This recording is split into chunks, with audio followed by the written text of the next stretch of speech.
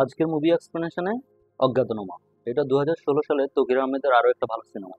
এর কাস্টিং এ যদি আমরা যাই তাহলে আমরা দেখতে পাই যে শহীদুজ্জামান সেলিম, রমজান আলী, আদম ব্যবসায়ী, মোশাররফ করিম, ফরহাদ পুলিশ কর্মকর্তা, ফজলুর রহমান বাবু, কিফায়েতুদ্দিন প্রামাণিক, শতাব্দী অদূত, সে থানার ওসি। এটা ছাড়াও রয়েছেন আবুল হায়াত, শাহিদ শরীফ খান, জিয়াউল হক কিসলু, আরো অন্যান্য। অজ্ঞাতনামার কাহিনীর দিকে আলোকপাত করলে আমরা দেখতে পাই যে শুরুর দৃশ্যেই এক বৃদ্ধ কিফায়েতুদ্দিন প্রামাণিক তার নাতিকে নিয়ে বাজার থেকে ফিরছে। ফেরার পথে তার নাতি একটা মরা পাখি দেখতে পায়। তারা সেটাকে কবর দেয়। বৃদ্ধের ছেলের বউ শেফালি তার শাড়ি শুকাচ্ছে। এই সময় তার স্বামীর খোঁজ করতে আসে বিউটি। শেফালি বারবার তার স্বামীর খোঁজ নিতে আসে বিউটির উপর প্রচন্ড বিরক্ত। এখানে আমরা দেখতে পাই যে কিফায়েতুদ্দিনও বিউটির উপর প্রচন্ড বিরক্ত। সে বিউটিকে তার বাড়িতে আসতে বারণ করে। বিউটি আসলে মিডল ইস্ট যেতে চায়, আর সেটার জন্যই সে এখানে আসে। আর অন্যদিকে তার বাইরে যাওয়ার জন্য বিউটির বাড়িতে পুলিশ কর্মকর্তা ফরহাদ মোশাররফ করিম আসে, তার বিদেশ যাওয়ার ক্লিয়ারেন্সের ব্যাপারে জানাতে আসে। ঠিক একই সময় আমরা দেখতে পাই যে বিউটির বিদেশ যেতে সাহায্যকারী রমজান দালাল তার বাড়িতে আসে। ফরহাদ এটা দেখে খাটের নিচে লুকিয়ে পড়ে। পরে একটা কাশির শব্দে রমজান ফরহাদের উপস্থিতি টের পায়। বিউটি তাকে খালাতো ভাই হিসেবে ইন্ট্রো করিয়ে দেয় এবং কথা বলার এক পর্যায়ে ফরহাদ দৌড়ে সেখান থেকে পালিয়ে যায়। এরপরেই কালুখানী থানার ওসি কুদ্দুসের কাছে একটা ফোন আসে, যে ফোনে মধ্যপ্রাচ্য থেকে একটি লাশ আসছে, যা চোপগাছা গ্রামে পৌঁছে দিতে হবে। তখন খুব বৃষ্টি রাতে কুদ্দুস, ফরহাদ ও আরো দুজন কর্মকর্তা নিয়ে নৌকাসহ লাশের খবর নিয়ে সেই গ্রামে যায় তারা।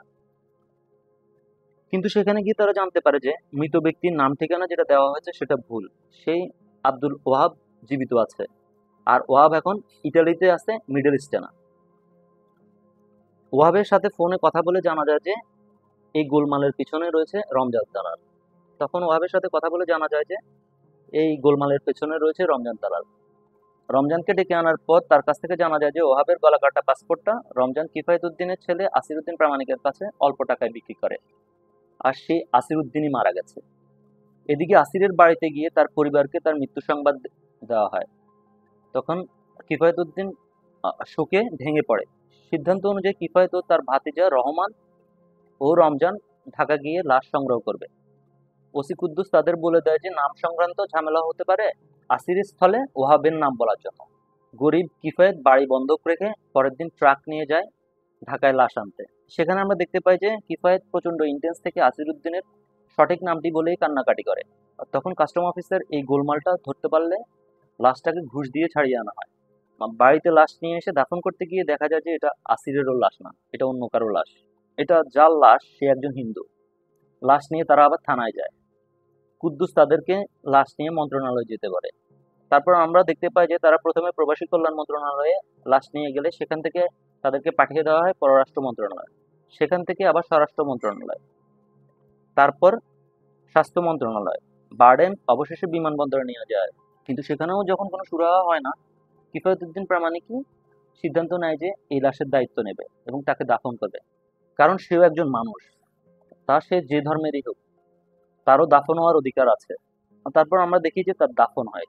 শেষ দৃশ্যে আমরা দেখি যে কিফায়েতুদ্দিন পুজো হয়ে গিয়েছে, সে আসছে তার নাতিকে নিয়ে। তার নাতির হাতে একটা কাগজের বিমান, সে আগে আগে চলছে, আর কাগজের বিমানটা ছুঁড়ে মারে। তখন সে ছেলেকে বলছে, কোথায় যাচ্ছিস? ছেলে বলে, বিদেশ যাবো। আমরা এরপরেই দেখতে পাই যে জুমে একটা কবর স্পষ্ট হয়। সিনেমার গল্পটা এখানে শেষ হয়। থ্যাংক ইউ সবাইকে।